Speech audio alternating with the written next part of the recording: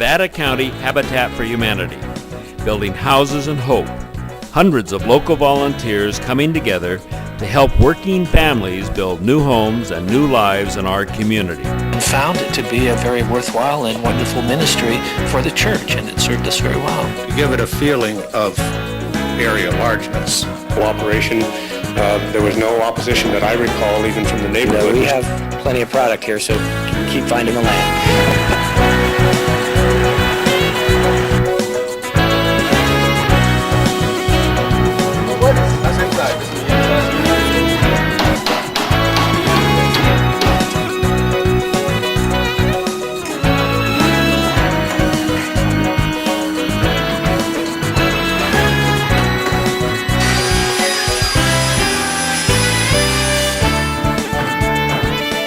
Project sponsors, donors, volunteer labor, contractors, tradesmen, suppliers, architects, engineers, city officials, all working together to make a difference, one house and one family at a time. My son Timothy and my son Sean, and this is Janae, my niece, and one day her and I were driving down Church Street and we noticed that they were taking applications, and so we stopped and we prayed and we filled out an application, and now today I have this home from Habitat for Humanity, and it is the biggest blessing and the most incredible thing that has ever happened in my life.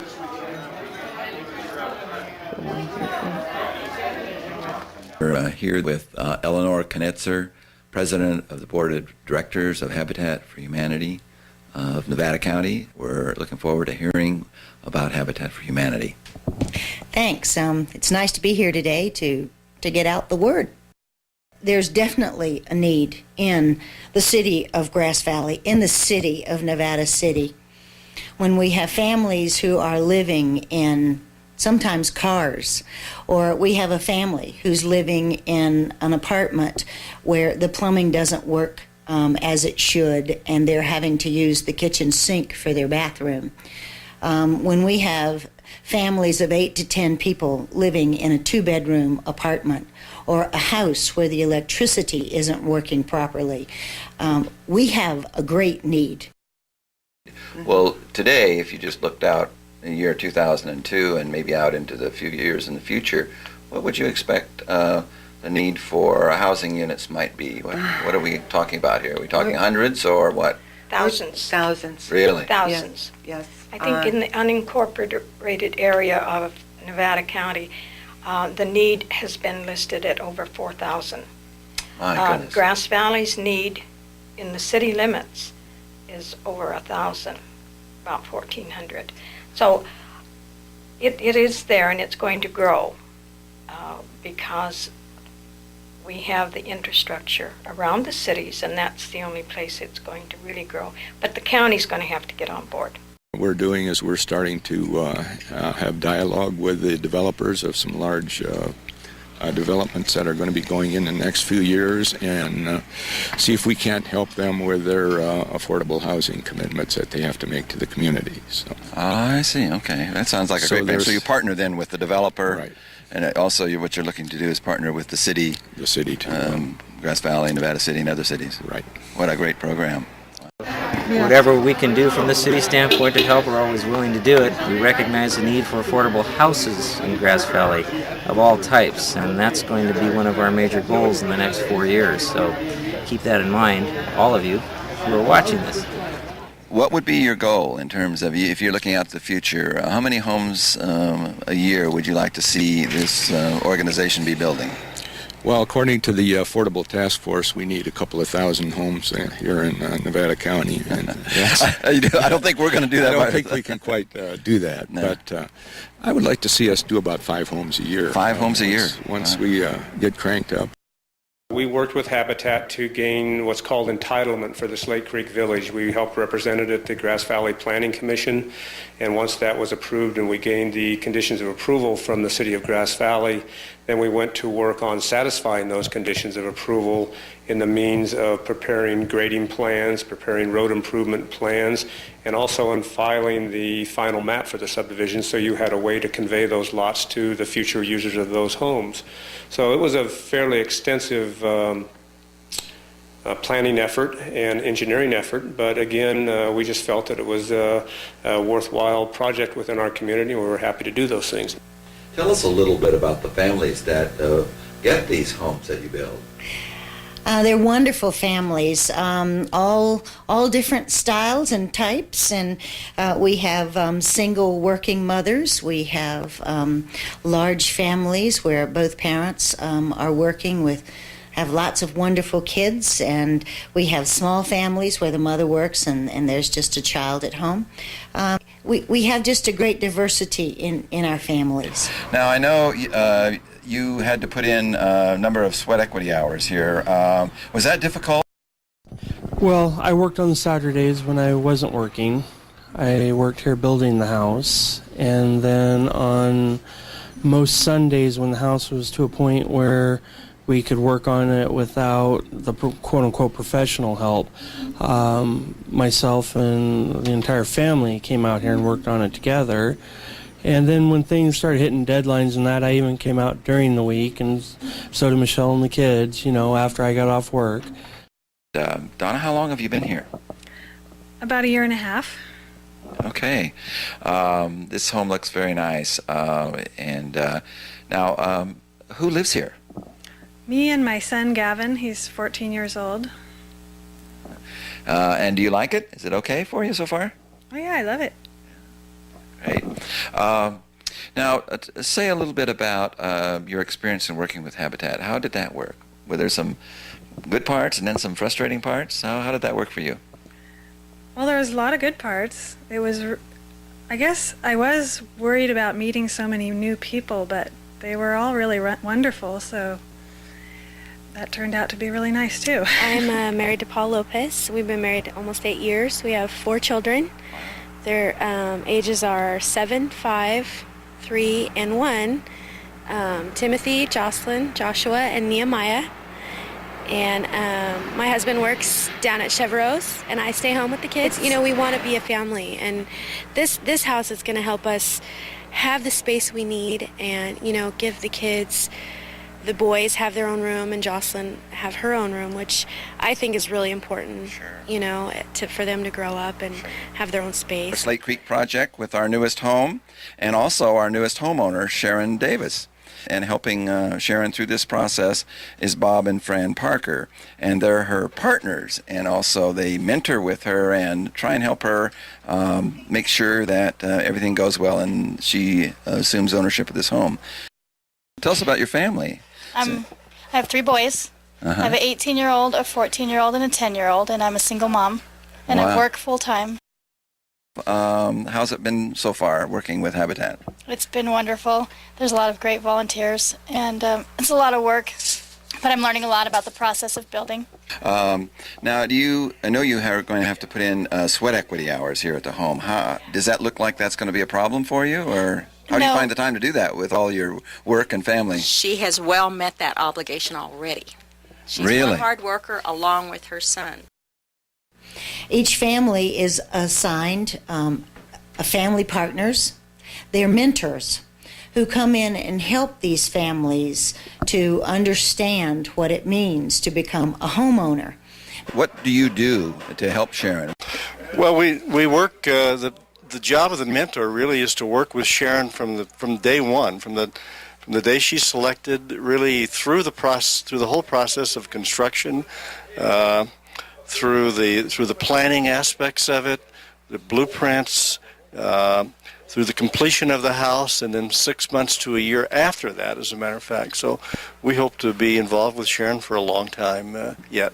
In a nutshell, what a partner really does is to guide the people that are going to get a new house through the whole process in terms of choosing the colors and materials, things of this order, but also to understand the financial requirements they have, how to maintain the house. The partner is just generally a mentor to these people, and this is really necessary for these people because this is, in most cases, the only house that they have ever owned, and most of them rented all their life, and they've never had to take on the responsibilities that they are going to take on now.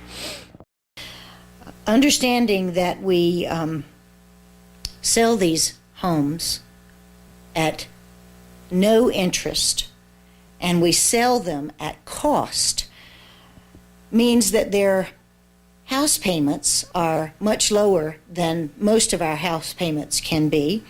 But we include in their house payment the mortgage payment, their tax payments, and their insurance, just like any bank would do, because Habitat is actually the banker here. And so we work all of this out with the family partner on a scale at which the family can afford. They range from anywhere from $300 to about $600 a month on the average. So that, again, they're paying much less for this home that they now own than they would if they were in the substandard housing that they'd been in before. So we help these people, and the family partners help these people to become good citizens in this community, good tax-paying citizens in the community, as these people become proud owners of their homes, and they learn to take care of these homes and are responsible. And we've had so many comments about how much these people are loving their homes and how proud they are now to be a part of this community, and again can then find ways to give back to the community, so that through the support of these family partners they learn what it means to be a giving, sharing, responsible part of the community, which is the goal for all of us. Now, if I wanted to apply, what would I do if I wanted to apply? Do I call someone, or do I just wait for your orientation, or what exactly would you recommend that I do? Well, anytime during the year, a person can call the office and request information. We have a flyer that we send out, and this flyer has all the basic requirements.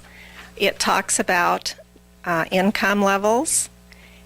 The income needs to be not over 50% of the county median income. There's also a minimum level. The person needs to have ability to make the house payments.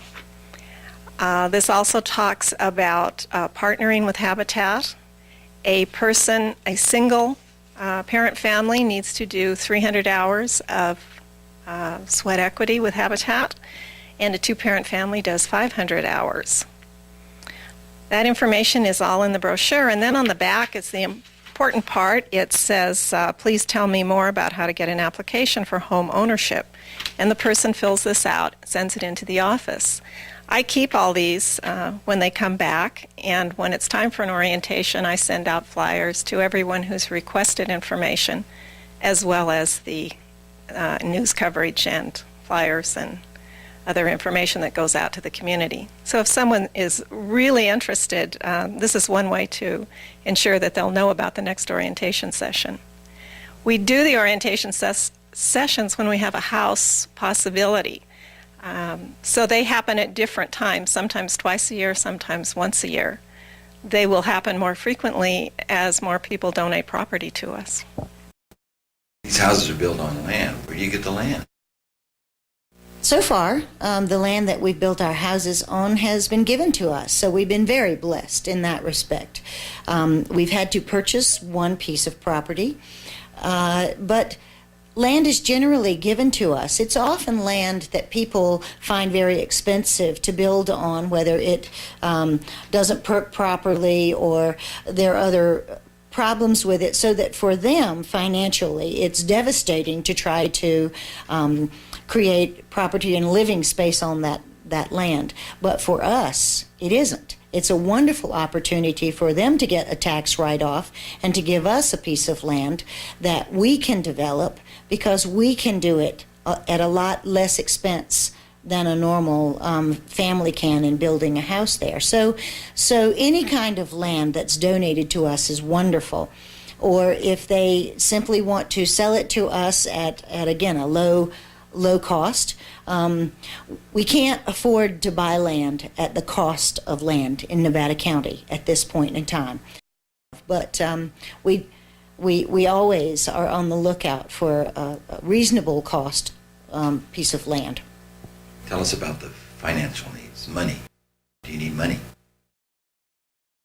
We have always a need for money because there are many things that we still are having to purchase in this house. And we get our money from wonderful contributors who can't always come out on the job site and hammer a nail, but they can send us a check. We also have those wonderful people who are out there hammering nails who give us money. There are many ways to raise money. Church organizations will give us money. They put us in the budget, but they will also do fundraisers for us in different ways. I assume that a part of that effort is not only workers, but money as well? Workers and money. And as you know, we've talked about the house that the Methodists built with the J. Bush family in celebration of their 50th wedding anniversary. And one of the privileges that we had is to do some pretty major fundraising for that. And we found that to be an awful lot of fun and very worthwhile. And then we got to go out and do a lot of the work that went with the house as well. We financially support them because we think it's a very worthy program. And on a regular basis, monthly, in fact, we contribute funds to the Habitat. We also have people on the board of directors, which is important to have to know what they're doing. We also have workers who work at the site when they're building. We also have groups who supply lunches for the workers because you can't have your people go hungry, they're not going to get much work done. I think that when you find opportunities for people to give above and beyond to the things that really matter, that they always come through. And this church has a real history of that. When you can show them the need and they can see the project, they really want to be a part of that. First of all, look at our church building, and you can see that it's an unusual building. It was actually constructed by mine workers who were brought over here from Cornwall, England, to work in the local gold mines, and they wanted a church, so they built it themselves. And I think that that spirit of self-help has sort of filtered down, and a lot of people in our parish, I think, feel the same way, that and that appeals to us in the Habitat program, where Habitat emphasizes self-help. Tell us about the many volunteers. We have a wonderful group of volunteers. This organization would not run if we didn't have such wonderful volunteers. They have all different types of skills. We have people who work in our office. We have people who work out on the building site also. They hammer and they paint and they can sweep up, and we have volunteers who provide food, lunches for our workers. We have volunteers who do almost every single area of construction and office work for this organization. So it's a wonderful pool of volunteers. I do all the house plans, design work and the house plans, getting ready for permits and, of course, construction. So right here is where it all happens. What I try to do is design a home, even though it's small, to give it a feeling of area largeness. And we've been pretty successful with that in having vaulted ceilings and little things that just make the home seem larger than it really is. We have been doing work for Habitat. The primary project was the creation of the Slate Creek Village lots, and we've been doing those at cost to Nevada City Engineering. All of our employees and my partners all believe this is a very worthwhile contribution to our community, so that's why we've been very supportive of Habitat. We all understand we need places for our employees. We need places for the younger families moving here, and Habitat's a wonderful stepping stone, and it's happening. Workforce housing, it's always talked about. There's always a new plan. Nothing seems to happen. Habitat continues to build homes. Penn Valley, Ridge Road, we continue to go. So yeah, we will definitely stay involved. I've been involved with Habitat for 4 or 5 years now, and I was the director of construction for Habitat until I recently stepped down, and we got some fresh blood in there directing it and leading it. Why do I do it? There's a need for low-income housing, simple, decent houses in the Nevada County area. And I saw this as an opportunity with my expertise being in the building of residential homes to contribute and be involved in my community and provide some low-income housing for the people that are in need in our area. I started in 1998. I signed up at the county fair at a booth they had there, and they called me for Penn Valley job, and I'm doing it ever since. There's a lot of things to do here, and Garvin, who's sort of running this show sometimes, he's a building construction teacher, and so he gives instructions on how to do things, and you don't have to have any skill. He'll tell you details on how to accomplish various tasks. If people come and they don't have experience, well, then we show them how to do a job. And none of these jobs are really complicated. You know, they're just little segments, and we can show them how to do it. They may not know the whole picture, but they will be able to do a job.